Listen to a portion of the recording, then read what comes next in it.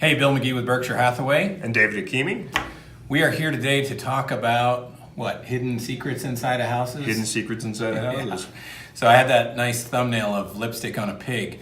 And just to give you an idea, here's the first picture of a before in a kitchen and then an after. So you walk into that house and you think, wow, this thing looks great. Awesome, or yeah.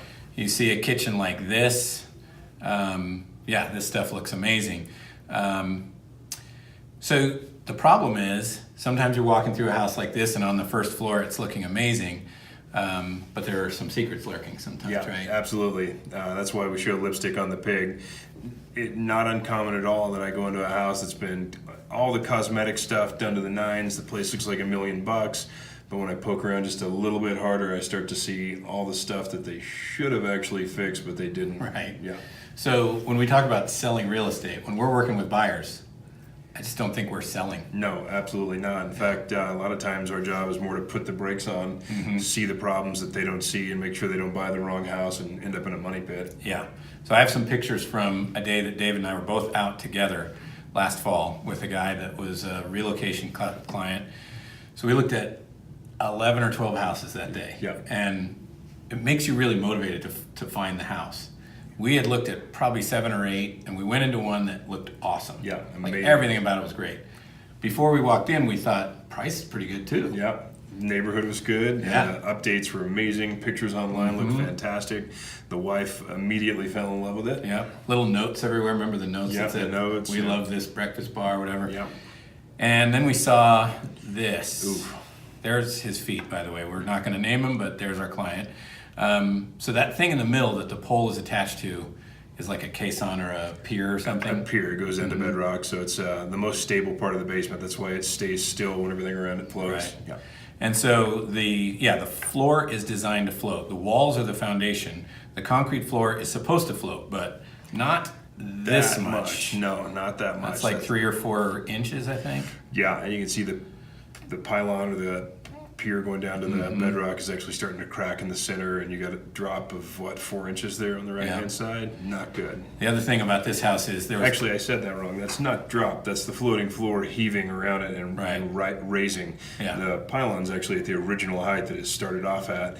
The drop there shows how much the floor has actually lifted around it. Yeah. So it was interesting in this house. The basement had tons of stuff in it, which is normal.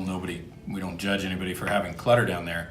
But we found out that it was strategically cluttered. Strategically cluttered, and actually that wouldn't be the first time I've seen that. Yeah. I've been in several strategically cluttered basements. In fact, one of our agents, Jeff Bronzetti, just finished dealing with a strategically cluttered basement. Yeah, it was hiding the cracks in the granite countertop in the basement. So let me pull up this picture. This one, where those seams come together, that little cross mark on the right there, is way higher than the left. One of our female agents did a lipstick test, which means she put her lipstick there and it rolled to the left really fast. So the whole thing is heaved a lot. And then what's that white stuff in the crack there? That's efflorescence. That's where the minerals in the water have seeped up through the crack, and of course the minerals stay behind after the water evaporates, and it obviously has to have a lot of water coming up for a long time before it leaves that kind of deposit behind. And you can see it's clearly got chalky white mineral dust everywhere. I think it's calcium. Chalky White is a character on that show. Maybe a show you're watching. That Steve Buscemi show. Anyway, I'll remember it later and put it in the comments. All right, so let's talk about what happens when that concrete floor comes up. This is what, I'll put this picture up, this is what floating bottom plate construction is supposed to look like. So the bottom plate is that lower 2x4, and this is what it's supposed to look like when you finish the basement, when you put walls in the basement. This is how code in most of the North Denver suburbs dictates that you have to frame a basement when it's on a floating concrete floor. And so here's some fun pictures where that float has done floated. Yep, it's almost completely shut. Not a good sign. Boardwalk Empire, that's the name of the show. Here is Mr. DIY. Joe Homeowner didn't know the code. So here's the problem with this. That bottom plate, the horizontal 2x4 that's on the floor is right on the floor. So when the floor moves, like we just saw it moving, it's going to cause problems. There's another view of it. Immediately puts pressure on the ceiling above it and starts to bow the floor on the level above the basement. This is funny. I was showing this house, and the client wondered why I started to laugh. I think that little piece of 2x4 is a spacer that they use for building it. They didn't take it out, so the floating floor doesn't float. Nope, Pretty funny. Defeats the purpose. So here's what happens. That stuff from the basement pushes up onto the first floor and ends up cracking a lot of different things. Yeah. And so that's what we look for when we walk into a house. Absolutely. When I'm walking through a house with a client, they're taking in the finishes, they're taking in the decor, everything nice about the house. I'm doing detective work, trying to find out any problems with it. It's our job as good agents to make sure that our clients don't buy the wrong house. And if we can expose anything during the initial walkthrough before we put it under contract, it'll save them the money that would get wasted to pay an inspector to come in and find what we could have easily uncovered. So a really good top tier agent is trying to find any of these things before you get too deep into the transaction and waste your money on an inspection. We hear stories about how there's such little inventory. You cannot let that make you Desperate. Yeah, like pull the trigger when you shouldn't. Yeah. So it doesn't matter what price point. This particular house, I showed probably 8 that day in the $350 price range. So I found other houses to show. Sure. And I said, this is not the house for you. Yeah, and it goes back to those initial pictures of the pretty interior.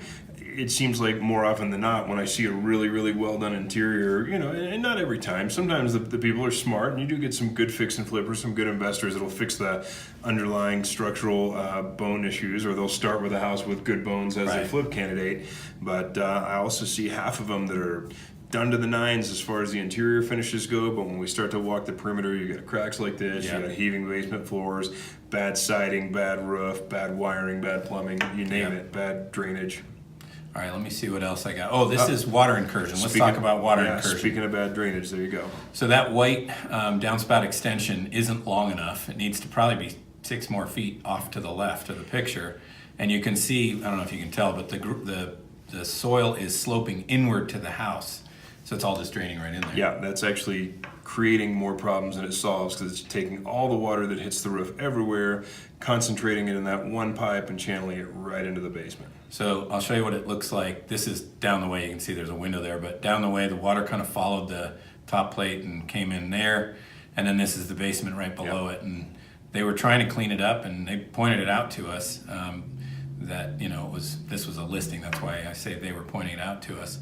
But we had some issues here that had to be addressed. Yeah, and you bring a good point. This is also what we do as listing agents. A good listing agent knows how to spot this stuff in advance and prep the sellers on how to start the remedy process before the showings begin.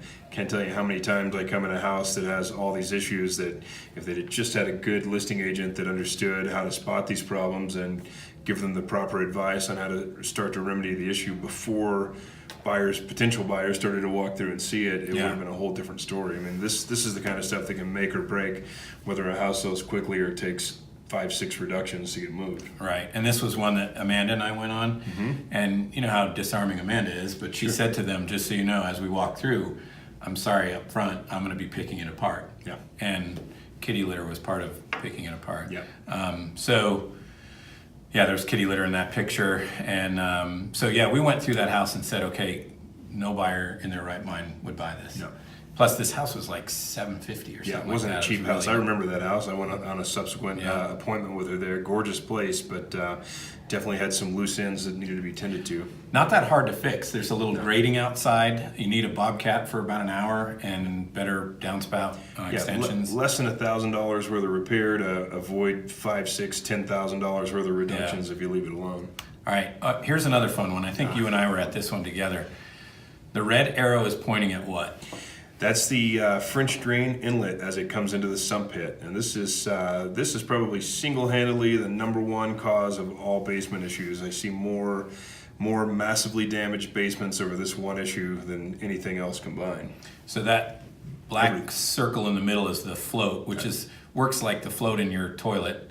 When it goes up, it's supposed to turn on the pump. It's supposed to turn on the pump. Actually, that's the opposite of a toilet. Anyway. Yeah. Anyway, you can see that this one has been positioned too high. It can't float in time to drain the pit before it backs into the French drain. It's Water gets above the French drain before it ever hits the before it float. ever hits the float, exactly. So when it kicks on, it doesn't empty it far enough, and I'll show you a diagram what it's supposed to look like. yeah, So the red arrow is pointing at that French drain coming in. that's The red arrow is where the water should be. exactly. above. The water should never go above the bottom of the French drain inlet. And in that other picture, you can see that the water was clearly setting just above it. So essentially, the water all flows back into the French drain, allows it to saturate the soil around the perimeter of the basement, and eventually it soaks under the basement. That's what swells the expansive soil and causes the basement floors to heave, like we saw in the initial pictures. You can see in this picture they call it a weeping tile pipe because the pipe actually has holes in the. It's corrugated. Top. Yeah, Yeah. well, corrugated or perforated. Sorry, it's a Yeah. perforated pipe that because water will follow the path of least resistance. Goes They into the bury pipe. they bury the perforated pipe around the perimeter of the basement. The water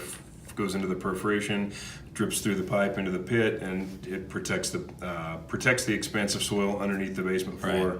from ever getting saturated. But once it's not working right, it actually does the opposite. Well, and if it's perforated and the water goes back, it's happy to go out those Out, perforations. right back Yeah. out the perforations, and it ends up exactly where it's not supposed to be. All right, I'm going to put up a picture of a garage in a house that I went to. It was a pretty cool house too, actually. And that's the theme for today is these are pretty cool houses. Pretty cool houses on the surface. So here's a garage, and I don't think it's too hard to see that that back corner is down, man, 6 or 8 inches. Yeah. That whole square section there has dropped a lot. You can see they had to put a 2x4 under the step to make that step level. And that's typical of the pattern. You really don't want to see that corner drops. The corners are the first to wash out. When Sure. those perforations start to backflow and wash the soil out, the corners of the foundation or the floor, the first part to wash out, and they tend to crack off just like we see in this picture. Right. So hydrostatic pressure is powerful. This is what it's like outside that.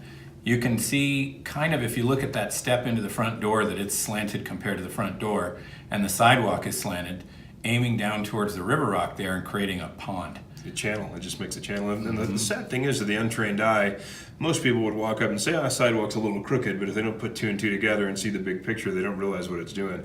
But that previous picture showed what this can lead to if you leave it too long. When I showed this house, the client was pretty excited because it seemed pretty cool on paper and everything. And as I walked up this sidewalk, I said, oh. And they said, what? And I said, we'll see. Yeah, And then we got to the garage and I said, man, you know. Well, the flat work on the outside, the driveway, the patios, the sidewalks, they always tell the initial story. They're your first clue. From the time I walk up to a house, just like you said, those are the first things I'm paying attention to is the sidewalk wanky, is the garage floor lifting, is the driveway lifting, because it's never buried as deep as the foundation footer, so it's the first to move. Sure. Usually a pretty good indication that a house has a bad soil survey if you walk up and see flat work doing this sort of stuff. Right.